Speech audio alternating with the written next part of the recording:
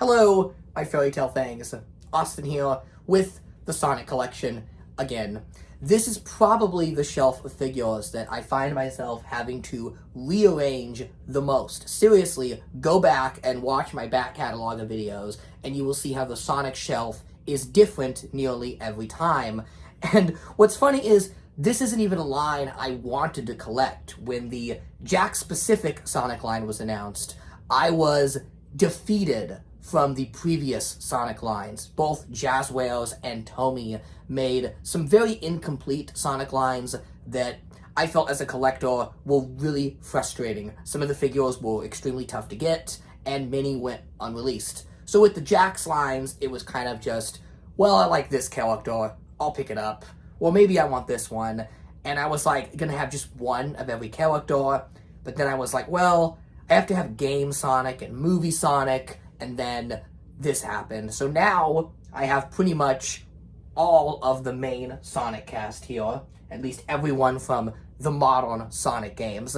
Sans a couple, like I need the new Sonic 3 figures that are gonna go right here, but for the most part, I have the whole Sonic cast, or at least what's available, because believe it or not, despite this being a definitive Sonic line, this is the best Sonic action figure line ever made. I will not, I'm sorry, I simply cannot see any other line. I know Toy Island and Rezaris made some pretty good figures, but they're not as complete as this line. But now it's like a quest, right? My expectations for this line are now higher, now that Jakks has committed now to what? 5 years worth of figures, 3 Paramount movies, a TV show. Like, they really have become the Sonic action figure company. So I thought it would be fun to kind of do a top 10 list of the action figures that Jakks needs to make. So starting things right off, we'll get my trusty paper list of characters I made here with Splats the Badnik. Yes, I wasted a slot on a Badnik. So Jakks has been doing pretty much all of the classic Badniks' figures, but one I really want to see is Splats the Bunny. What makes this Badnik significant is that he actually was cut from the original Sonic the Hedgehog game. So he was kind of a beta element. He was not an official character, but because the character was cut so close to the game's original release, this being the original self-titled Sonic the Hedgehog, Splats did actually show up in some Sonic media. He's on the comics, the Archie comics, and he actually did appear as an action figure in the very first line of Sonic the Hedgehog figures. So Splats is a fun one because not only was he cut from the game, and it makes him an interesting conversation piece, but the fact he only existed for a long time as an action figure, I think gives him a proper place in Sonic toy history. And he deserves to be a part of the greatest Sonic toy line. Okay, moving on to number 9, Agent Stone from the Sonic movies. This is Robotnik's henchman, and I think he is the breakout star of the Paramount films. He is definitely the best take on this character we've had. Robotnik always gets like a henchman, somebody he can riff off of, so he's not just talking to himself. Originally, it was a character named Snively, and then it got replaced later with Cubot and Orbot, and finally we have Stone. And Stone is the best take on this character. I guess there was those Sonic Underground dogs too, but we don't talk about them. But yeah, Stone's my favorite take on this. He takes a lot of elements from the older characters, like him going undercover as a gun agent. That was from the comics when Snively did that. But he's also kind of got the kind of bumbling but lovable personality that Cubot and Orbot had. But he's so great. He's like a sycophant to Robotnik. Unfortunately, this one's going to be a little difficult, as it was confirmed that Jakks Pacific actually cannot make figures of characters that Paramount created. So Sonic the Hedgehog, unfortunately, has a lot of licensing issues. The character has just been adapted by so many different film and TV studios and comics that many of the characters are not merchandisable. You'll see that come up with some of the later selections, but unfortunately, as it is, we cannot get a figure of Stone because Paramount holds the rights to that character. So Jakks Pacific can make any of the Paramount movie characters that are based on game characters, like Sonic and Knuckles and Shadow, but they cannot make original characters like Tom Wachowski, the Donut Lord himself, or our beloved Agent Stone. So until then, we'll just have to have our one Jim Carrey Robotnik figure with his trusty coffee that we know our favorite little henchman brewed for him. Okay, next up is Gerald Robotnik. So Gerald Robotnik is a pretty integral character to the Sonic deep lore. If you ever played SA2 or Shadow the Hedgehog, he shows up when the lore gets more convoluted and fun. But given the character's dark nature, the fact that he's not only kind of evil and scary, but is actually executed by a firing squad in the game, and appeared prominently in the T-rated Shadow the Hedgehog game, this is one of those characters that I figured would be completely off limits due to the more dark nature of the character, and the Sonic toy line really right now being only sold at the kids market. Collectors do love this line like myself, but the line does not have like a fan channel outlet. Like there's no Hasbro Pulse or Mattel Creations for Sonic, so unfortunately with more adult-oriented, darker characters, I don't think they would have any place in the line. Now that said, I actually think we do have a chance at getting a Gerald Robotnik figure, but not the Gerald Robotnik from the games. Instead, I think we'll get a figure of the Jim Carrey version of the character.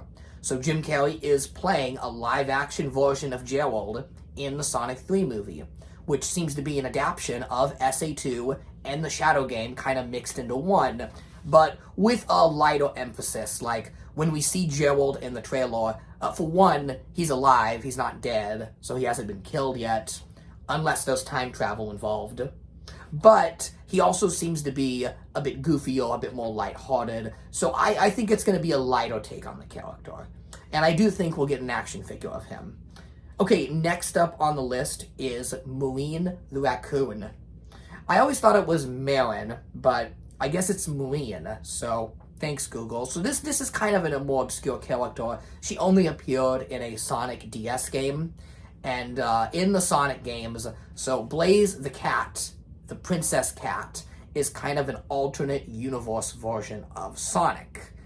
They've kind of dropped this now, but it was really implied in the earlier games and comics that Blaze was a version of Sonic from an alternate timeline. But Marine was kind of intended to be her version of Tails, her kind of plucky little sidekick, and I believe she appeared in the Sonic Rush adventure game for the DS.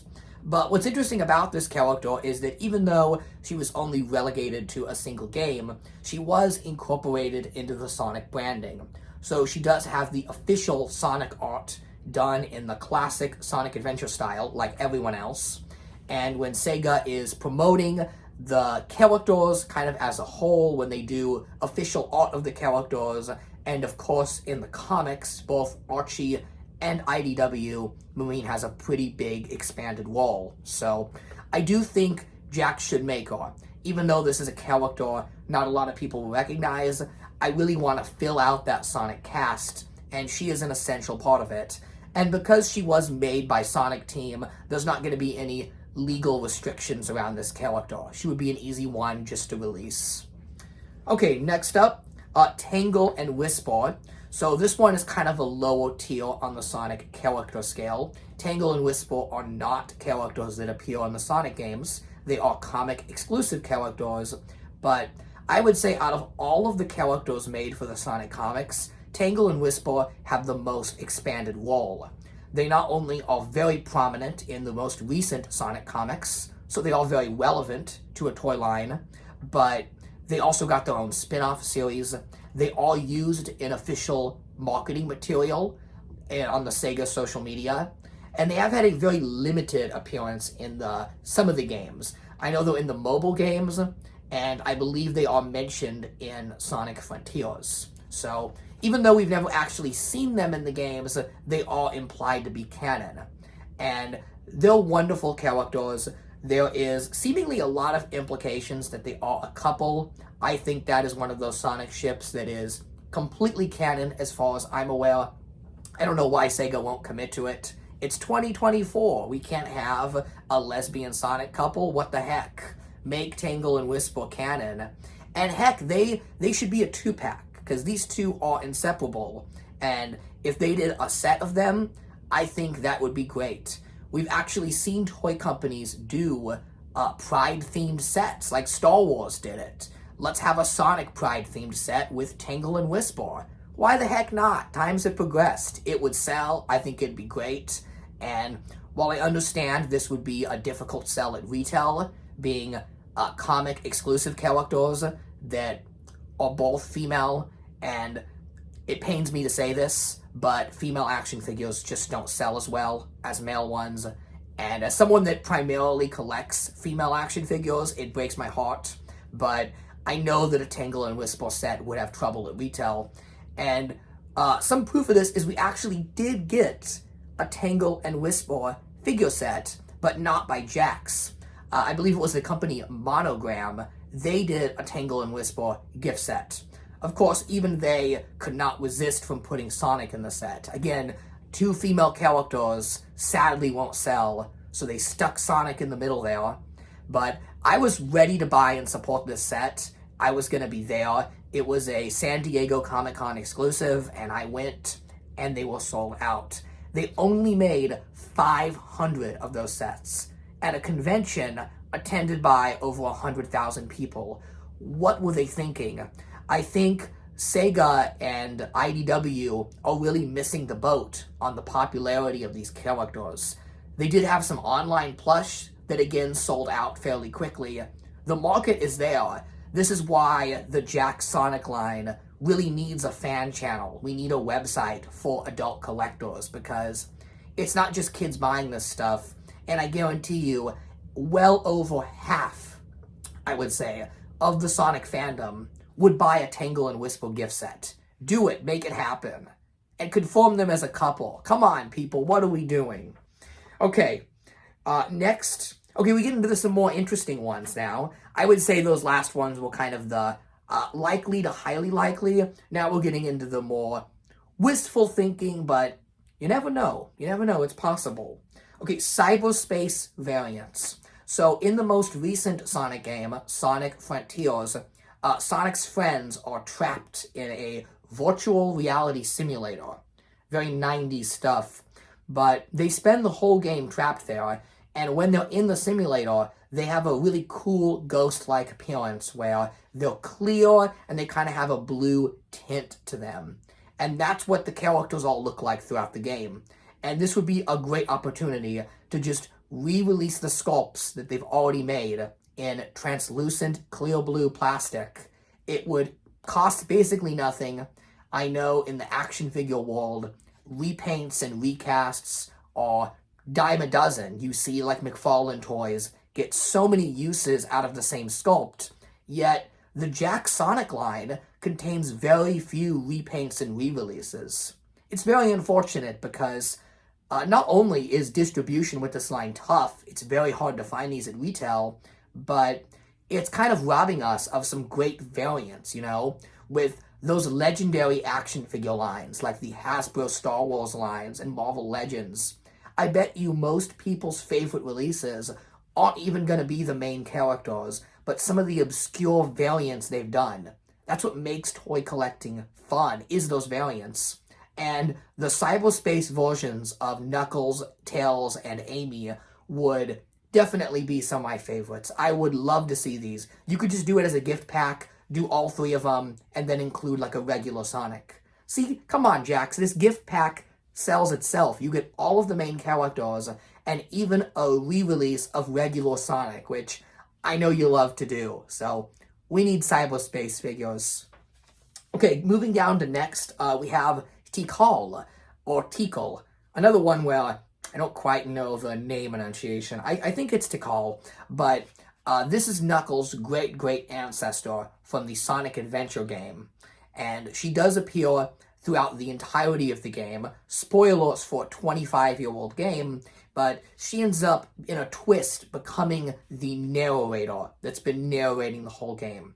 That twist always kind of blew me away as a kid. I love that the talking narrator voice was actually incorporated into the canon. Now, Tikal does kind of die at the end of the game, but not really. She's kind of a ghost that just kind of ascends to a higher plane of existence. But she has had some other appearances. There was like a short they did on YouTube a couple of years ago where she shows up as a ghost. And I was just so happy to see that. Like, yes, I remember this character. She's one of those ones that is very obscure, but because she was part of such an important game to Sonic and those Dreamcast era, GameCube era kids like myself, that she would evoke a lot of nostalgia. Now, unfortunately, she does break both rules of action figures, and that's that, number one, female characters are a tough sell, and dead characters are a tough sell. The toy companies have always said that kids don't want characters that are dead because there's no play with them. So that makes Tikal a tough sell at retail. I think as an exclusive, something online, she'd be perfect. Another thing I think you actually could do to help Tikal sell is include the Master Emerald with her. The Master Emerald is an accessory that, here, I'll hold it up here, that every Sonic fan wants. You pretty much need this for any Sonic display, and Jakks has made this an impossible accessory to get. This only released once in the entire line, and that was with Chaos, which I think was a huge mistake. Chaos is one of those ultra cool bad guys that will always sell no matter what. And in action figures, you never include the good accessory with the good figure.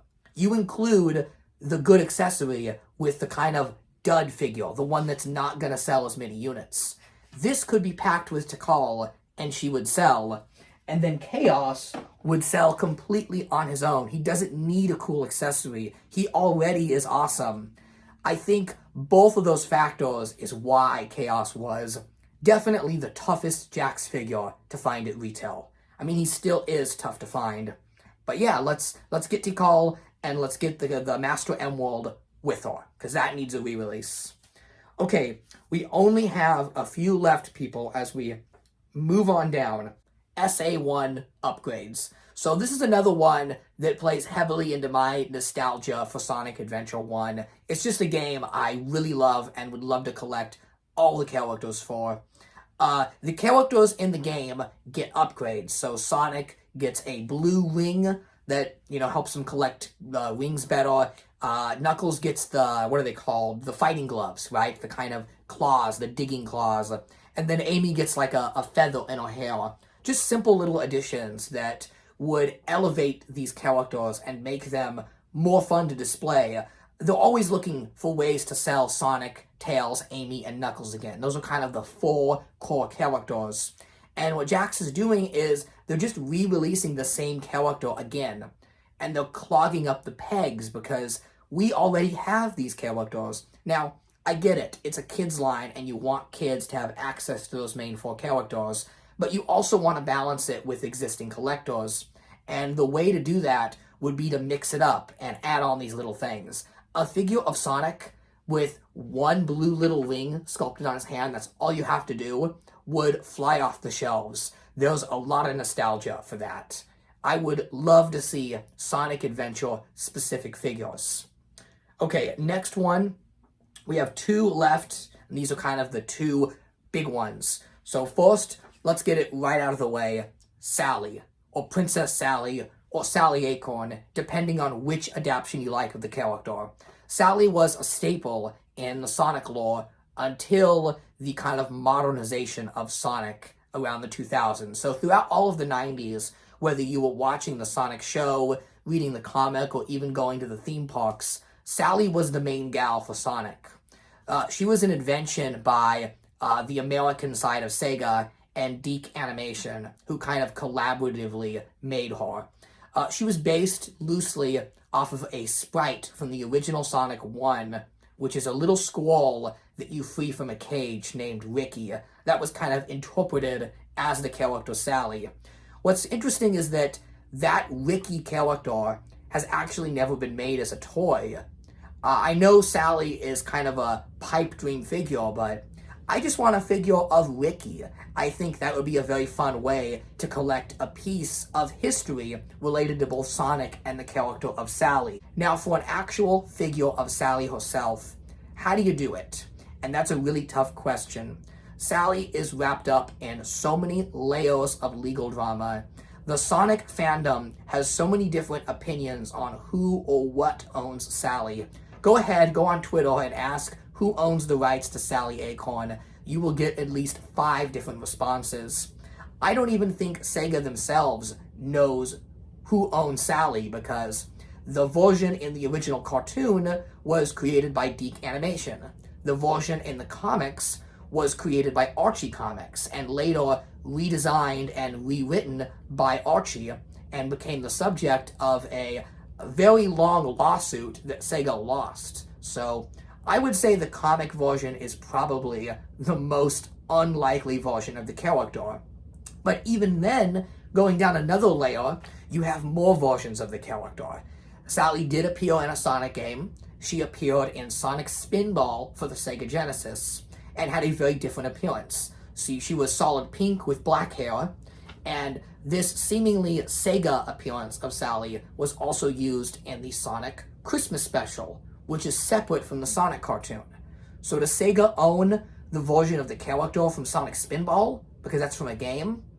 And then you also have the concept art version of Sally. So even before Sally was put into the show, she was designed as a cat. This was an original character made by DiC Animation that was intended to be Sonic's main love interest. We don't quite know how the design of this character went. It's possible SEGA liked the idea, but felt that the character did not blend enough in with Sonic's world. So they probably just picked the squirrel from the first game and said, well, there is a squirrel in the level that Sonic flees, so why don't we take the cat character and kind of redesign her into the squirrel. We'll never quite know all the answers, but now that version of the character I bring up specifically because even though she's probably owned by DiC Animation, she's not a squirrel and she's not connected to the comics in any way. So if the Sonic Comics lawsuit is preventing a Sally figure from getting made, why not go all the way back to the beginning and make that original DiC Animation figure of Sally? You could do a 2-pack of them and call it like the prototype Sonic set. And DiC Animation is open to working with Jakks Pacific for figures. We know that because we got, just pick a Sonic Prime figure here. We got a whole line of Sonic Prime toys. And Sonic Prime was made by DiC Animation. And this line even featured exclusive characters and designs from DiC. So I would assume that DiC is getting a cut of those Sonic Prime figures. If you look on the back of the packaging, it will even say Wild Brain Animation on the back. And Wild Brain is what DiC goes by now. They just switched their name. Corporate branding. So, are we ever likely to get a Sally figure?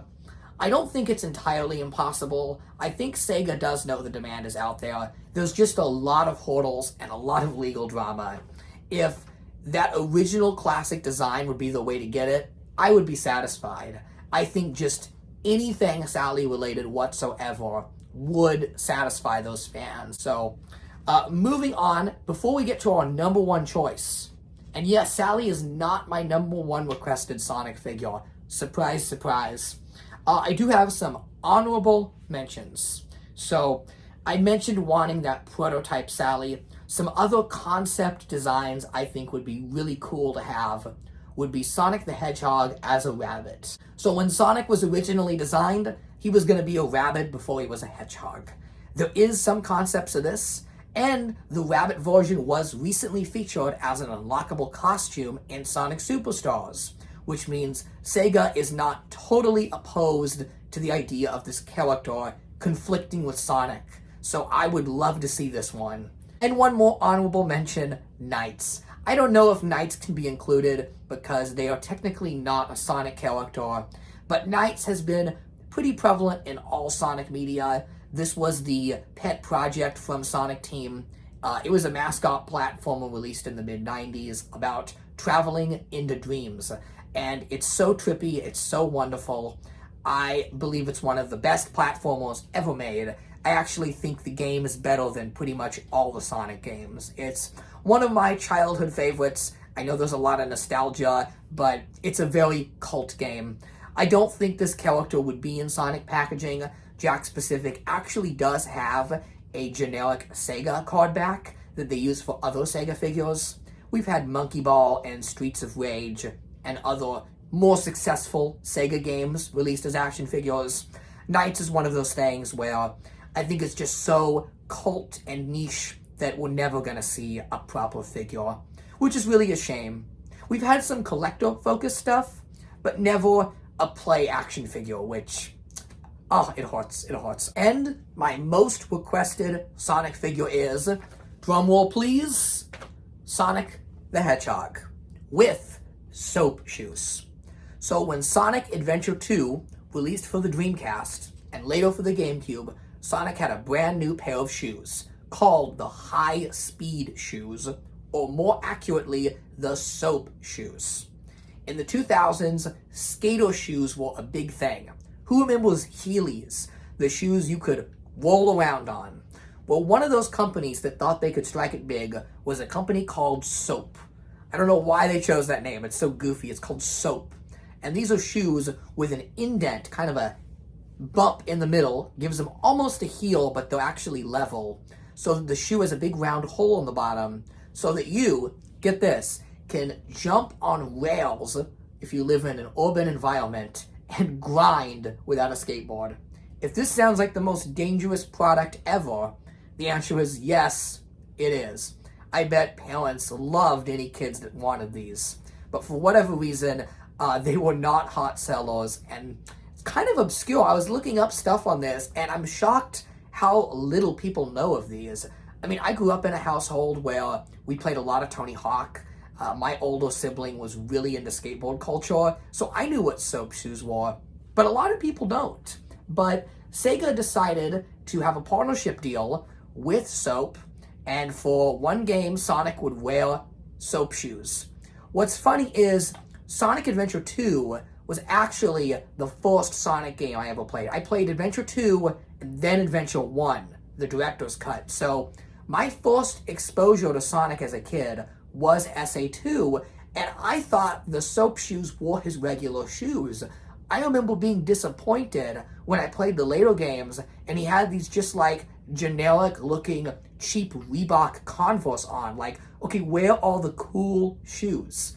I love the design of the Soap Sonic shoes. Yes, they're overly complicated, and they look more like a science fiction mech piece than an actual shoe. They look more like the shoes that Marty McFly wears in Back to the Future than anything realistic. But Sonic is a series rooted in Y2K futurism. Just look at the designs of some of these city levels. These shoes are actually perfect for Sonic. They blend seamlessly into the world of Sonic Riders, the IDW, and the Archie comics. Again, maybe this is just my nostalgia goggles blinding me, but I always felt like the soap shoes were the definitive upgrade for Sonic shoes. And unfortunately, we only got one figure of Soap Sonic. It was released by Joyride Toys. Now, in the years since, the Soap Sonic toys have become something of legend. Both the plush and one figure go for hundreds, if not upward of $1,000 on the secondary market. So clearly there is a market for this sort of thing, but I think SEGA has some sort of odd branding thing about Sonic shoes. They just don't like addressing the high-speed shoes, or at least it seemed like for a long time they didn't. The shoes were just absent from all media. Most recently, the shoes were featured in Sonic Frontiers. Granted, it was a promotional DLC and not something you could regularly get in the game, so maybe it's SEGA themselves, they don't like Sonic's shoes being messed with, but for whatever reason, Sonic's best shoes, the soap shoes, or as they're called now, the legally safe high-speed shoes, are absent from Sonic merchandising. I know kids aren't even gonna know what these are. God, kids today probably don't even know what Heelys or skating shoes are. Like, skating culture as a whole has just gone downhill, pun not intended. It sucks. Like, I remember when the X Games was big and skateboarding was just a part of everything. Like, you played Spyro the Dragon, of course you went skateboarding, you know? And sadly, Sonic has lost that skater influence, and I think that's a shame. But give us the high-speed Sonic. Or heck, find whoever owns Soap and put this on a special card back and call it Soap Sonic. I know a lot of us collectors would really appreciate that, but that is enough rambling about a blue cartoon rat. Those are my top 10 whatever. I know there was some extras in there. My dream list speculation of Sonic the Hedgehog action figures. Now, the world of Sonic contains literally hundreds, if not thousands, of characters and variants of characters, so let me know in the comments, what are your dream Sonic figures? What would you love to see in plastic form? That's all I got for today. I don't know about you, but I'm going to go play Sonic Adventure 2 again, just for the hell of it. Thanks for watching, and have a happily ever after.